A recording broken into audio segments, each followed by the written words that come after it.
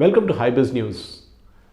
Today we have with us Dr. Mahesh Joshi, CEO of Apollo Home Healthcare, a man who has a tough task on hand because the 21-day lockdown is a scenario possibly he never factored in his business. Let me ask Dr. Mahesh Joshi about how this particular lockdown is being taken down and how his industry as such and how his patients are reacting to the entire thing. So first of all, I don't think there has been any healthcare system in the world which was prepared for something called as COVID-19 or Corona. The entire healthcare system around the world is overwhelmed. So there is no standard template to deal with it. Now, given this situation, India is a far more challenging country to handle such a scale of disaster. The unique thing about COVID-19 is that this is a prolonged and a distributed disaster. It is not restricted to one community, one geography, and it is not a 1 or 2 day thing. This is a prolonged disaster and it is a distributed disaster, which makes it a very, very complex disaster to deal with. India by itself did not have adequate, or I would say desired healthcare infrastructure to address the current needs. So obviously when a disaster of this magnitude related to healthcare comes in, it is but obvious that the entire system will be overwhelmed. Plus the fact that in our Indian healthcare system, our entire healthcare delivery system is around hospitals. The allied healthcare systems in the form of community healthcare structure virtually did not exist. It is just in the last couple of the years that people have started focusing on alternatives like rehabilitation centers or home healthcare services. We have been offering home healthcare services, and obviously the impact of COVID-19 on home healthcare has been first of fear and fright, both on the part of the patients as well as on the part of care providers who are going out there in the field to provide care, and on the part of the patients because they are worried about somebody coming into their homes, whether they would bring in infection along with them. Having said that, we have to understand that because of COVID, the world has not come to a standstill. Illnesses will continue to be there. You can broadly divide illnesses into two types in the present scenario. One, it is related to COVID and the entire attention is there around that. But there is a large proportion of community which will continue to have non-COVID related ailments. Now, given that our existing hospital infrastructure will be largely used for COVID-19 ailments, we have to create mechanisms to address non-COVID ailments. Say, appendicitis is not going to stop. Somebody's gallstone is not going to stop because COVID-19 pandemic is there. Somebody's heart attack is not going to wait for the time the pandemic stops. So we have to create alternative mechanisms to address the non-COVID related ailments that are going to be coming up. So in times of disaster, the fundamental principle is always about prioritization and the urgency of the need. So all elective, non-urgent work in healthcare is likely to be postponed. And that's why you see a lot of hospital occupancy has come down, diagnostics have come down, preventive health checks have come down. These will all get postponed. But the emergent and urgent work which needs to be addressed, say for example, there are a lot of elderly people who have a catheter which they use for passing urine. Now, if that needs to be changed, that cannot wait. There are people who are depending on a feeding tube for their food to be given. Now, that has to be continued. Somebody has a bed sore which needs to be taken care of by regular dressing. Now, that cannot wait. All of this will have to be continued. There are a large number of cancer patients who are undergoing chemotherapy. Now, just because COVID-19 pandemic has come, you cannot postpone somebody's chemotherapy cycles. We all know that this is not desired at all. So we have to create mechanisms, and I think this is where home healthcare will play a significant role. If you ask me, in a certain way, post-COVID-19, the entire structure of hospital-based healthcare delivery in Indian system will be challenged. Lot of work will be done beyond hospitals. Lot of preventive work, lot of rehabilitative work, lot of non-urgent and emergent work, lot of non-procedure based work will be done at homes of people in the convenience. We have seen an exponential adoption of technology. For last 20 years, telehealth and telemedicine companies have struggled for survival. But in last 4 weeks, you've seen exponential adoption of technology to access health, which is great. Suddenly, people have accepted. Otherwise, there was a huge barrier, both in the minds of the community as well as the healthcare providers. A lot of doctors did not believe that you could provide good quality care.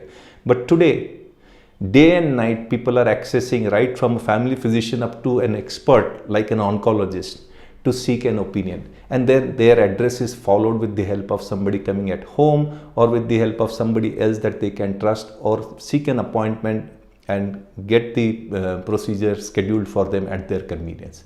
So I think this is going to be the significant change as I look forward in post COVID-19 scenario as far as home healthcare and the entire healthcare infrastructure is concerned. Now, given where we are in COVID today, there is a lot of apprehension. Every day people are glued to Facebook, WhatsApp news, looking at the number chart going up. This is expected to go up in a country which is so big, with so densely populated. You cannot control the numbers going up. In fact, our entire focus should be on only those 20%. And those 20% are the vulnerable people out in the community. Who are these? These are people who are elderly. These are people who have pre-existing illnesses. These are people whose immunity is not very good, either because of an underlying ailment or they are taking certain medications to take care of their underlying condition. Commonly, steroids are the medicine that are used. Or there is a drug called methotrexate which is used for arthritis, etc. Now, these medications suppress your immunity and therefore you are vulnerable. Now, why I am saying this? India has a large proportion of elderly population. It is not the number of people that got sick will be remembered in any pandemic. It will be the number of people who died. And it is for us, and it is completely upon us. As of now, luckily today, we haven't seen very high mortality statistics in India. It could be just a matter of time when we'll start seeing these numbers go up.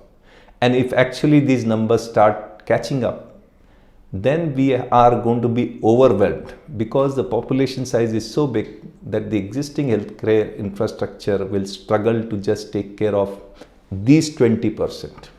Forget the rest of the 80%. So here is my advice to the entire community.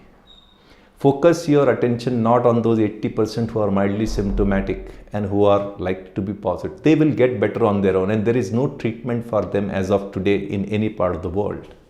You have to focus only on this 20%. So what do we do for the elderly? There are 3 or 4 broad areas that I feel we need to identify. First is get a risk assessment done for your elderly in the family. How do you do that? Telehealth is there available with you. There are providers like our services of home healthcare, where you can call up, they can, basis their background, age, other conditions that are existing, can tell you, are you at low risk, intermediate risk or high risk to acquire COVID-19 infection.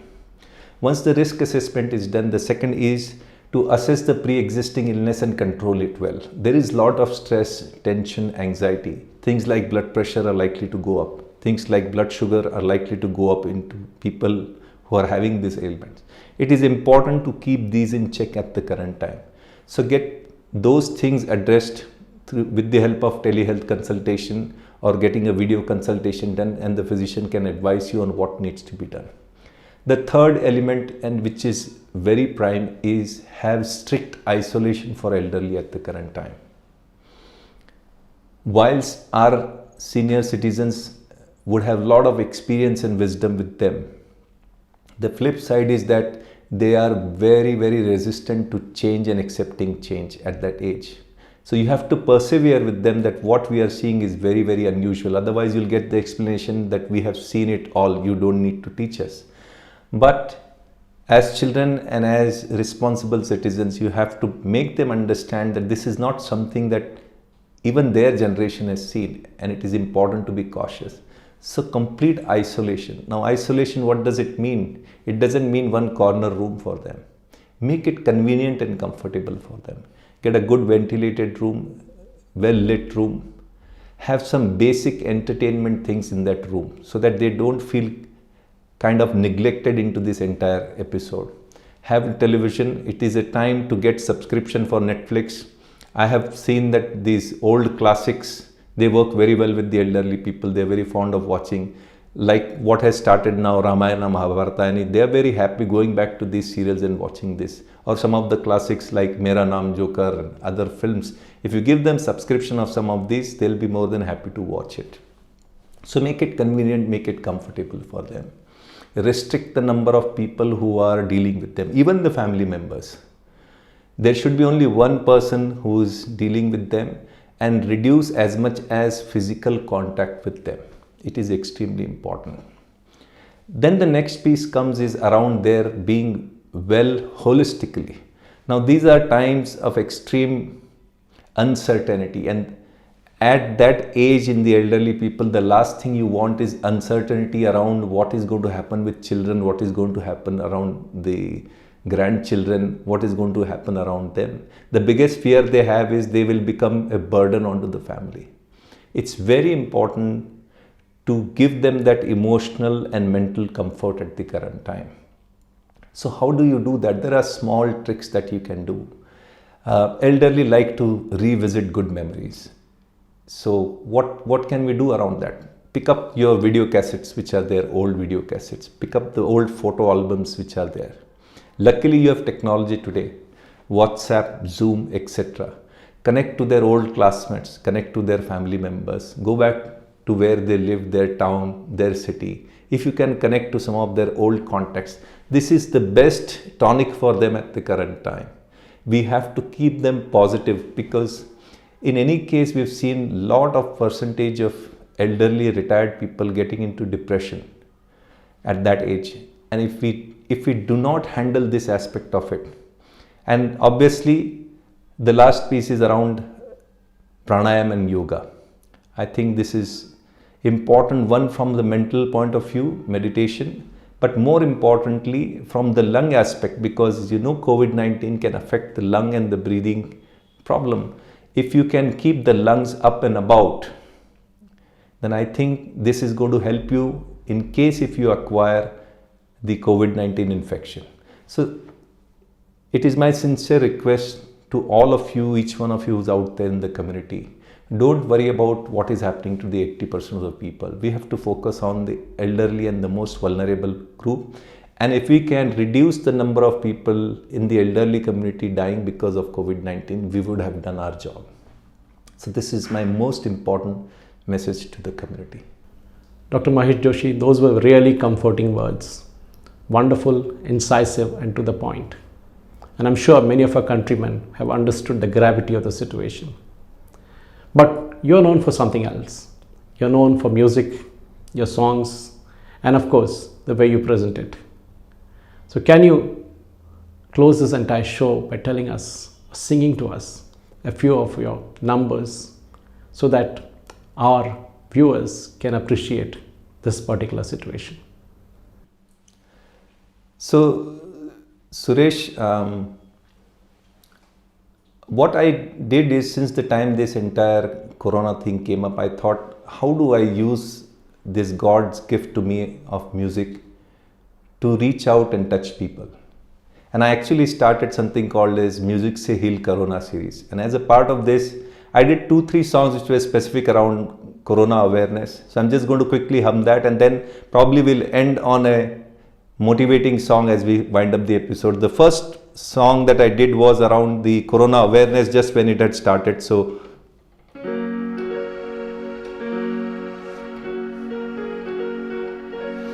अरे रोको corona रोको ना, रोको corona रोको ना, अरे बार बार हाथों को धो लो ना, साबुन से हाथों को धो लो ना, अरे रोको कोरोना रोको ना, रोको कोरोना रोको ना, पार्टी ट्रैवल सब छोड़ो ना, घर में भी रह के देखो ना, अरे मेहमानों को भी टोको ना, शादी सर्दी तक रोको ना, अरे रोको कोरोना रोको ना, रोको कोरोना रोको ना. This was a original that I did, and then two popular takes I recreated. One is a thing from Pankaj Udas.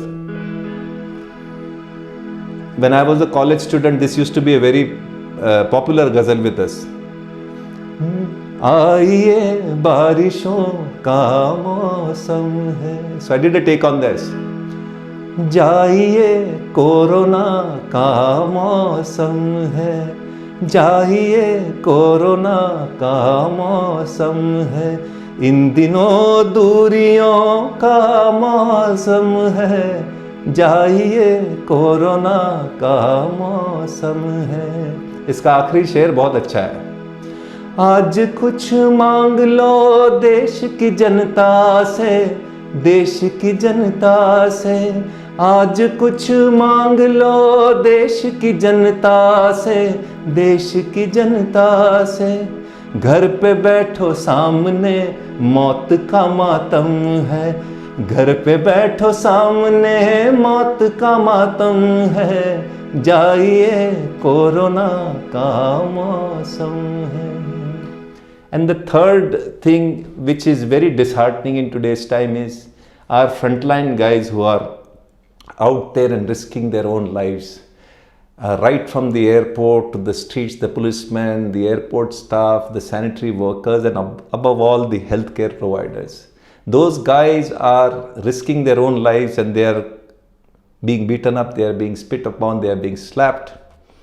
तो मैंने एक्चुअली एक हफ्ते पहले इसके लिए लिखा था. This is a take on Lata ji's most memorable song, and I think this is the duty of each and every Indian and citizen. If we cannot keep the motivation levels of this up, only God can save. I think God will also give up. We are going into such a situation. ऐ मेरे वतन के लोगों, इतना तो करो मेरे भाई, वो जो सामने डट के खड़े हैं उन्हें हो